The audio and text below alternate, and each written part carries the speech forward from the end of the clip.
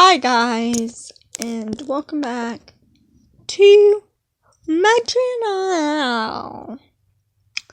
This is beta day 8, and today I want to talk about this book. It's called The Other Westmore. One name, two fates. Now, I've read this book before. I'm going to read it again. It's going to be my new book, kind of, because I've read it before. But yes, this is going to be the next book I read. I'm not sure how long it's going to take me. I'm not sure if it has an audio version. I might have to look.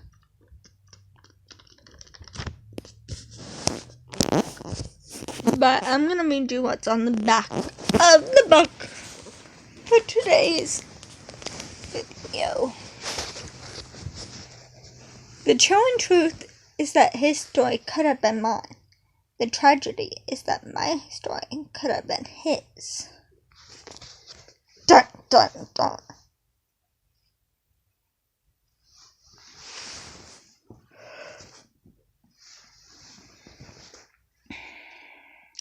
This intriguing narrative is enlightening, encouraging, and empowering.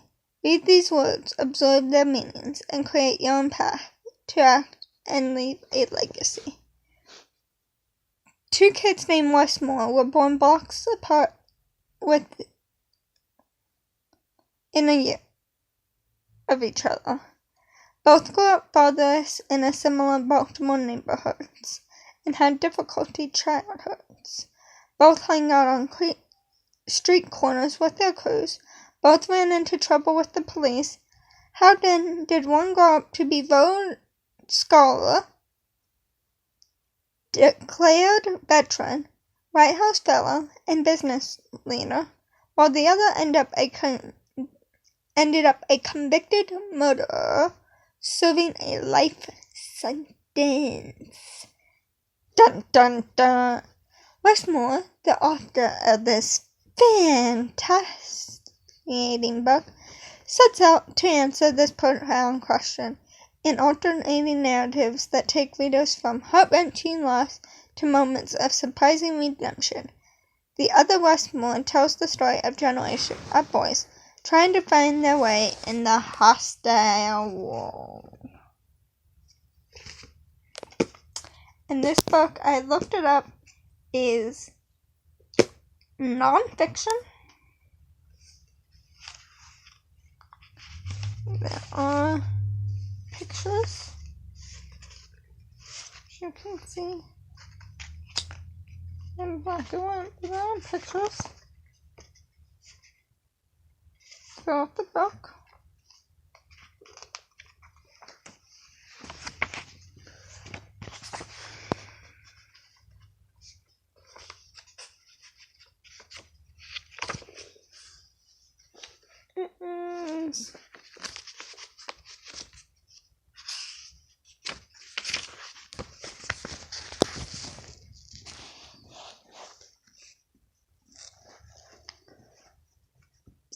Afterwards, each them as a call to action. Source guide. So if I was to be this cover to cover all minutes, it'd be like 300 pages a reader's guide.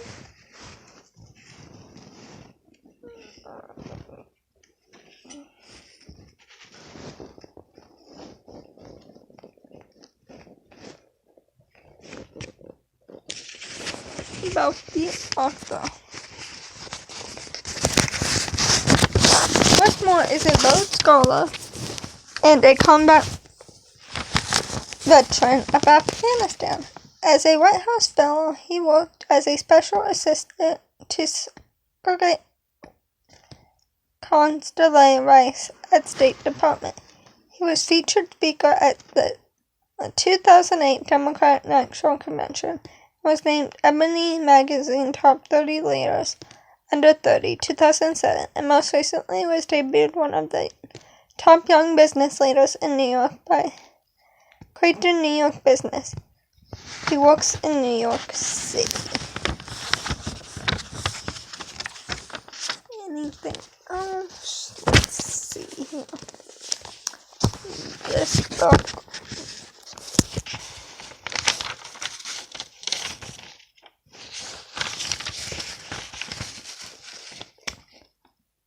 Was copyrighted in 2010.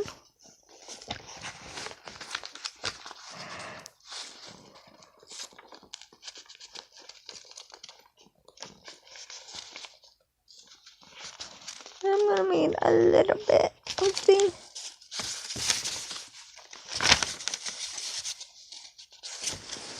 introduction. Well, I'm going to read you guys the introduction so you get a feel for this book. This is a story of two boys living in Baltimore with similar histories and identical names. Westmore. One of us is free and has experienced things that he never even knew to dream about as a kid. The other will spend every day until his death behind bars for an armed robbery that left a police officer and father of 5 dead.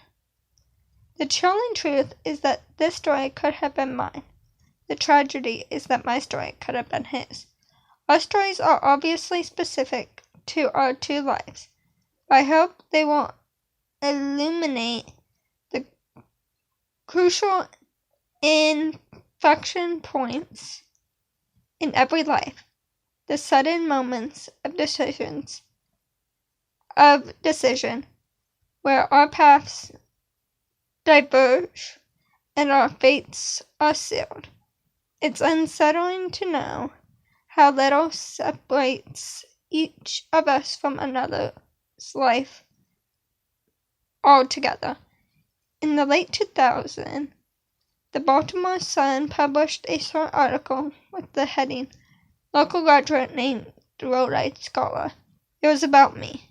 As a senior at Johns Hopkins University, I received one of the most prestigious academic awards for students in the world. That fall, I was moving to England to attend Oxford University on a full scholarship. But the story had less of an impact on me than another series of articles in the Sun about an incident that happened just months before. A precious plant jewelry store robbery gone terribly wrong.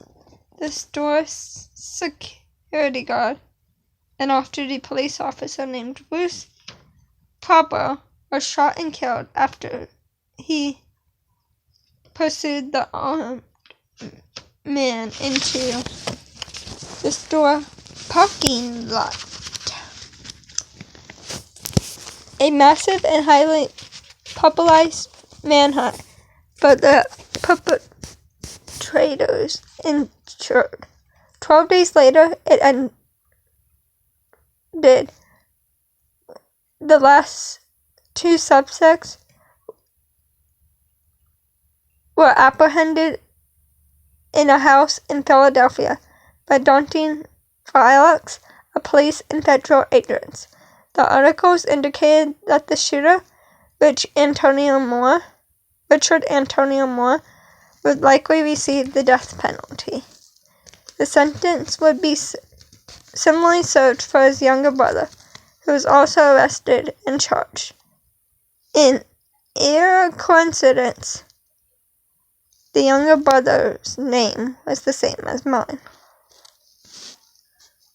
Dun, dun, dun.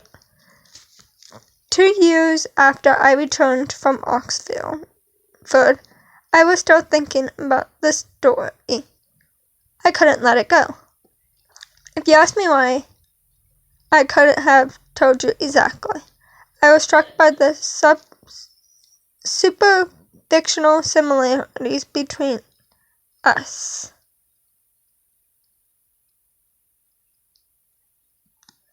Of course, we both grew up at the same time, on the same streets, with the same name. But so what? I didn't think of myself as a superstitious or comparison person, the kind who obsessed with coincidence until yield meaning. But there were nights I wake up in the small hours and find myself thinking of the other Westmore, conquering his image as best I could. A man my age, laying on a cot in a prison cell, burned by regret, trying to sleep through another night surrounded by walls he'd escaped only at death. Sometimes in my imaginaries, his face was mine.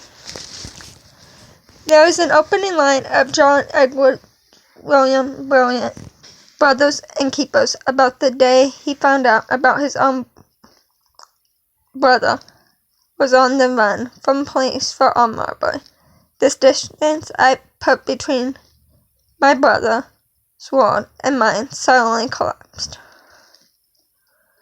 Whether he was running his life, he carried part of me with him, but I didn't even know the other Westmore. Why did I feel this connection with him? Why did I feel like he carried part of me with him in that prison cell?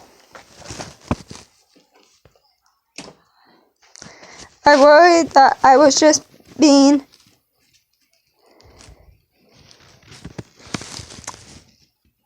melodramatic or narcissistic, but still, I couldn't shake it. Finally, one day, I wrote him a simple letter introducing myself and explaining how I'd come to learn about his story. I struggled to explain the purpose of my letter and posed a series of naive questions that had been running through my mind. Who are you? Do you see your brother? How do you feel about him? How did this happen? As soon as I mailed the letter, the crazy randomness of it all came flooding in on me. I was sure that I'd made a mistake, that I'd been self-indulgent and presumptuous and insulting, and that I'd never hear back from him.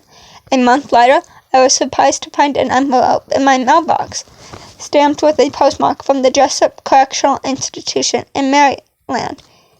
He had written back, "Greetings, good brother," the letter started out.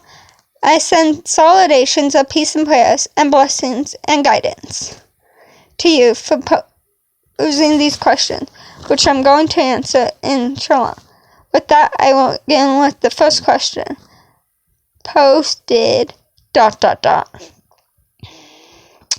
This was the start of our courtliness, which has now gone on for years. At the beginning of our exchange of letters, which was later expanded by face-to-face visits at the prison, I was surprised to find just how much we'd have in common, aside from our names, and how much our narratives intersection. Before the faithfully learning the details of his story helped me understand my own life and choices. And I like to think that my story helped him understand his own a little more.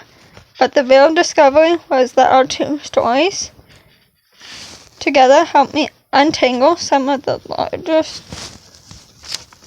larger story of our generation of young men. Two boys came from who came of age during his struggle, chaotic, and violent time, and emerged to succeed and fall in unprecedented ways. A few visits without realizing it. I started working on this project of mine, trying to figure out what lessons our stories could offer to the next wave of young men who found themselves at the same crossroads we encountered, and ensured with paths to follow. Perhaps the most surprising thing I discovered was that though the stories we volleyed back and forth, letters and over the metal divider of the prison visiting room, West and I, indeed, as wild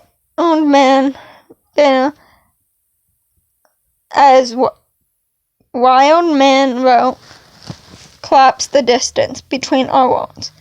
We definitely have our disagreements, and West,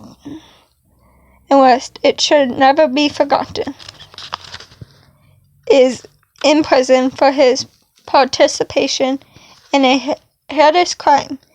But ever the worst decision we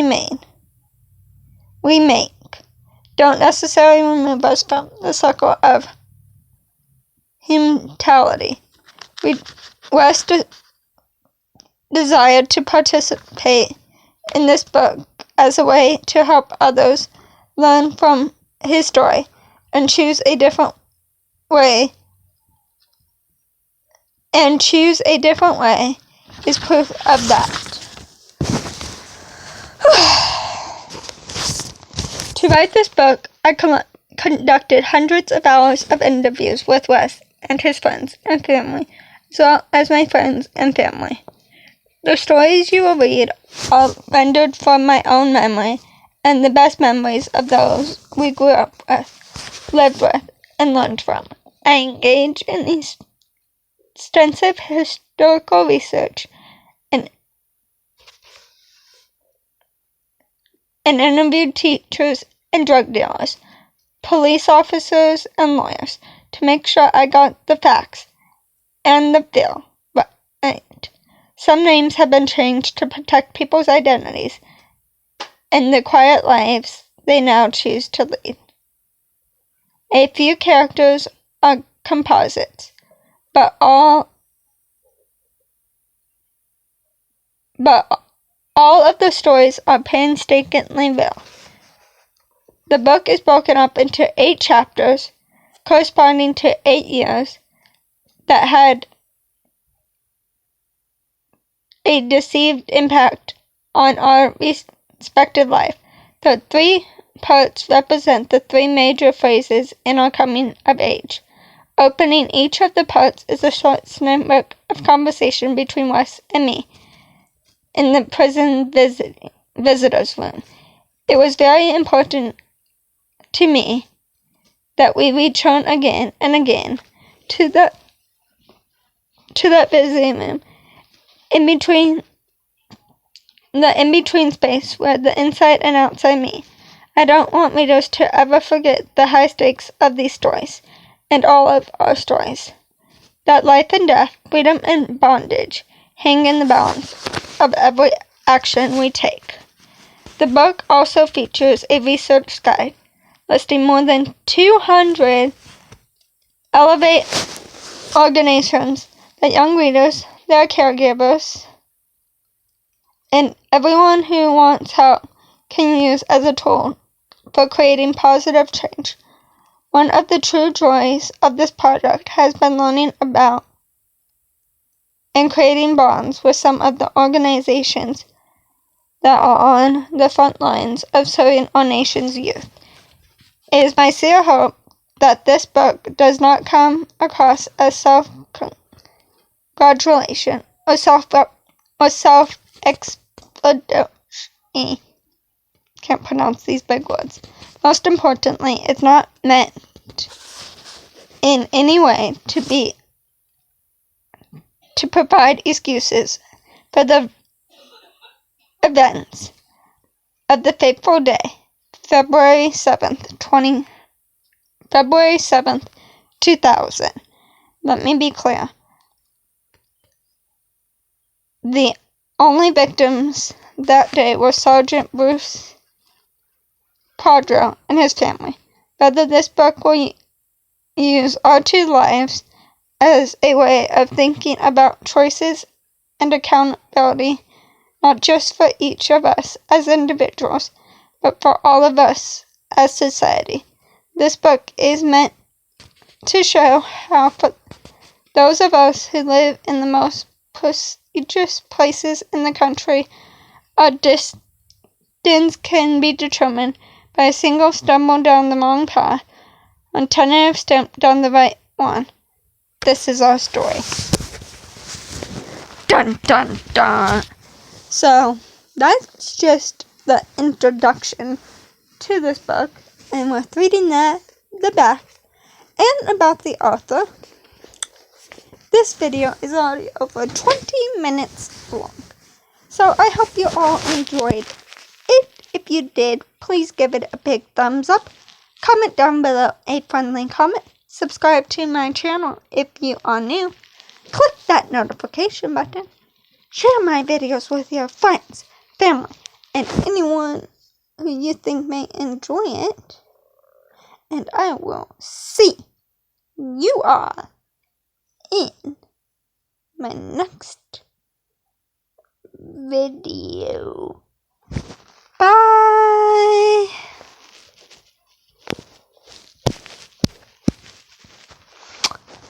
What?